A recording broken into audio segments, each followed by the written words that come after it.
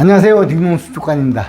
딩농수족관에서 녹조 제거 방법을 알려드리도록 하겠습니다. 우리가 녹조는 어항에서 가장 자연스러운 그런 현상 중에 하나입니다. 왜냐하면 우리가 열대어에게 먹이를 주게 되면 거기에 조단백, 그러니까 단백질이 약 사료에는 30에서 한 50%가 들어있습니다. 물론 사료에 따라 틀리지만은. 그렇다면 그 조단백질이 열대어가 먹게 되면 암모니아를 쏟아넣고 그 암모니아는 그 질화 세균에 의해서 아질산, 질산으로 변하게 됩니다. 그러면 질산염은 어쨌든 밖으로 나와야 물고기에 더 이상 해가 없습니다. 질산염도 리터당 약 40mg 이상 되면 열대어에게 해를 준다고 하는데 방법은 한 약 3가지 정도가 있죠. 제일 먼저 환수고요. 두 번째는 그 식물이 좀 흡수를 해서 좀 저감시키는 방법.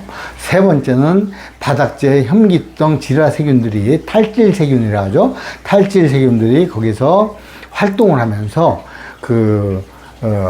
질산염을 질소가스로 밖으로 내보내는 이런 현상이 되겠습니다. 약 3가지 정도가 질산염을 밖으로 끄집어내는 역할을 하는데요. 가장 큰 게 환수입니다, 사실은. 그렇다면 딩동수족관에서 녹조가 거의 끼지 않거나 덜 끼는 원인에 대해서 지금부터 이유를 알아보도록 하겠습니다.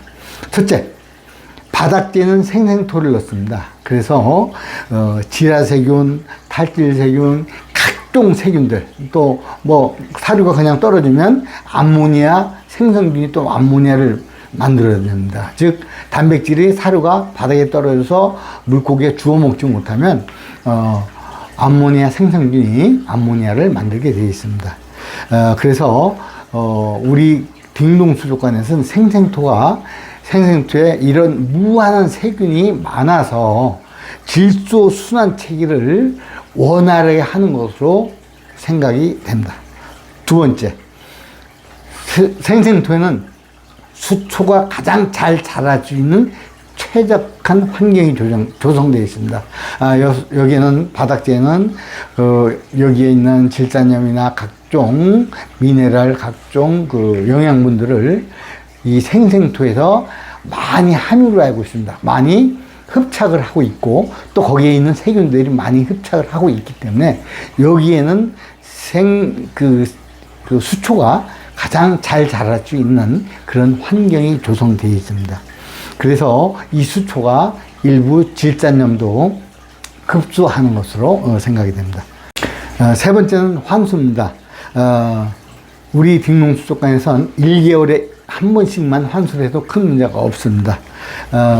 왜냐하면 일반 어항에서는 질산염이 많아지고 또는 물이 안 잡히게 되면 암모니아가 많이 발생돼서 어항의 물고기들이 폐사하는 경우가 많습니다. 그러나 딩동수족관에서는 1개월에 1회씩 수돗물로 환수해도 문제가 없습니다. 그 이유는 바닥재에 무한한 세균들이 완충작용을 하는 것으로 이렇게 판단이 됩니다. 자, 그러면 딩동수족관에서 녹조가 발생했을 때 대처법을 한번 알아보겠습니다. 제일 먼저 환수입니다. 어항에 그 유리벽 등을 먼저 수세미 등으로 이렇게 좀 닦아줍니다. 밖에. 왜냐하면 그 딩동수족관에서 유리면은 살짝 한 달 정도 되면 살짝 녹조가 끼는 경우가 있습니다. 안 낄 때도 물론 있습니다. 그래서 수세미 등으로 그 어항 벽면을 한번 닦아주시고요. 그 다음에 여과기는 우리 딩농수족관에서는 마사토 여과기로 하고 있는데요. 마사토 여과기를 그 물에 한번 여러 번 흔들어서 청소를 해줍니다.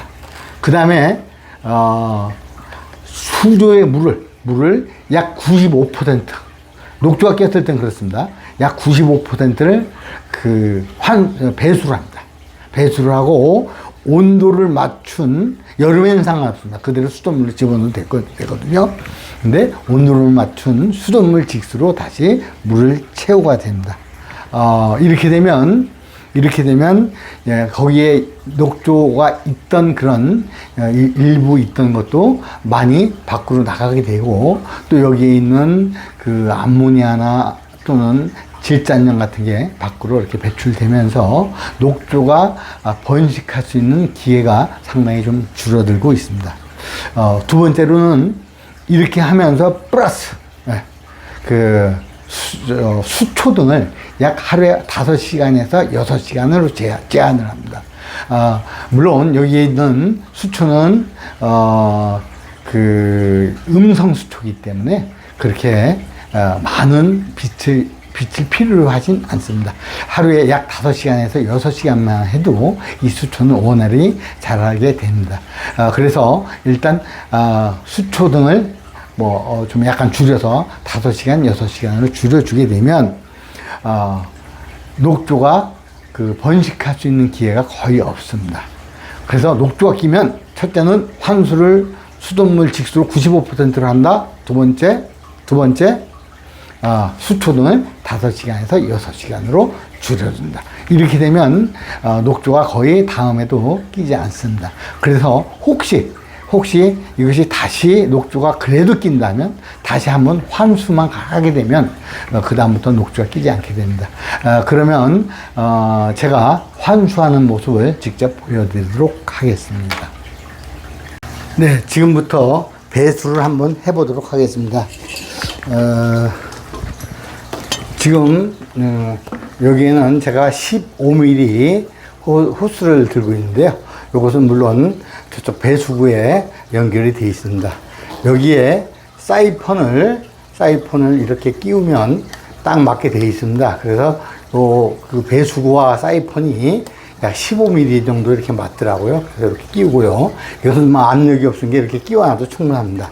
그 다음에 물을 사이펀을 여기에 대고 어항에 집어넣고요.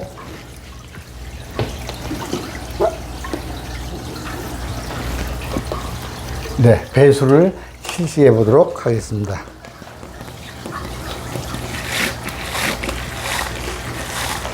예, 배수를 95% 하려면 지금 현재 요 정도에 맞춰놓으면 약 95%가 배수가 되겠습니다.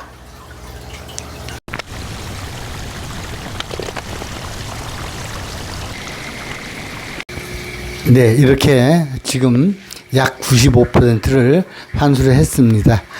이렇게 95%를 환수를 하고요, 배수를 하고요, 이제 곧 물을 다시 넣는 장면을 보여드리도록 하겠습니다. 그러면 지금부터 급수를 해보도록 하겠습니다.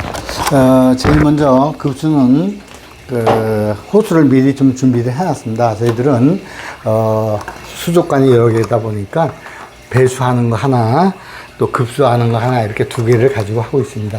그래서 요 끝에 무슨 이렇게 쇠를 달아놓게 되면 충분히 요동치지 않고 할 수 있습니다. 그 다음에 바닥재가 파이지 않도록 이런 것을 만들든지 아니면 플라스틱 용기 등을 바닥에 대고 급수를 하시면 편리하게 되겠습니다. 자, 이렇게 놓고요, 가서 수도용 호스 어댑터를 끼우는 모습을 보여드리도록 하겠습니다.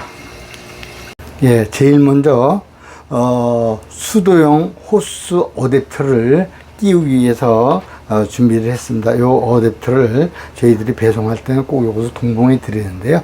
이렇게 수돗물을 직수로 할 때 사용하시라고 우리는 동봉을 해 드립니다. 제일 먼저 그 샤워기 헤드나 아니면 싱크대 이렇게 헤드를 분리하고요, 거기에 어댑터를 끼우게 됩니다. 어댑터를 돌려서 끼우게 되는데 이것은 압력이 세지 않기 때문에 살짝 돌리면 상관이 없습니다. 마찬가지로 15mm 호스를 여기다 끼워주게 됩니다.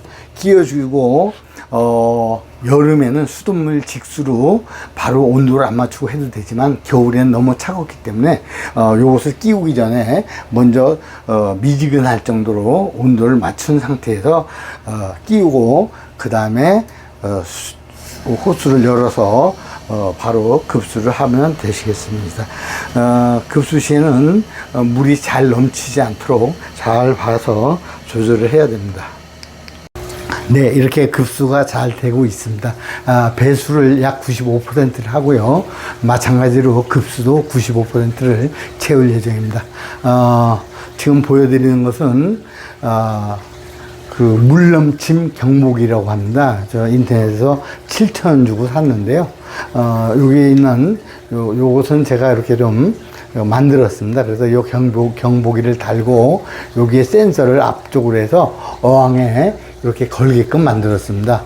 그래서 어항에 걸어 놓게 되면 혹시 여러 개를 물을 갈다 보면 깜빡 잊고 그 물을 끄지 않으면 수돗물이 넘쳐서 상당히 난리가 나겠죠. 그래서 물넘침 경보기를 사용하고 있습니다. 물이 차게 되면 여기서 빽 소리가 나기 때문에 그 내용을 보고 바로 물을 끄면 되겠습니다. 네, 지금 이렇게 물을 지금 채우고 있는데요. 조금 있으면 물넘침 경보기가 경보를 울리고 있습니다. 수돗물을 끄겠습니다.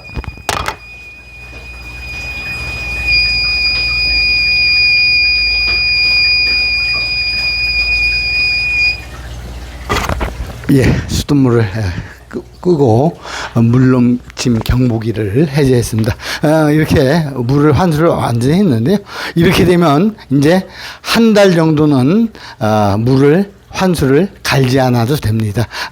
물론 여기에 그 수초등은 자동으로 불이 꺼졌다 켜졌다 하기 때문에 관리가 거의 힘들지 않습니다. 오늘은 여기까지 하겠습니다. 더 좋은 영상으로 다시 한번 찾아뵙도록 하겠습니다. 예, 감사합니다. 안녕히 계세요.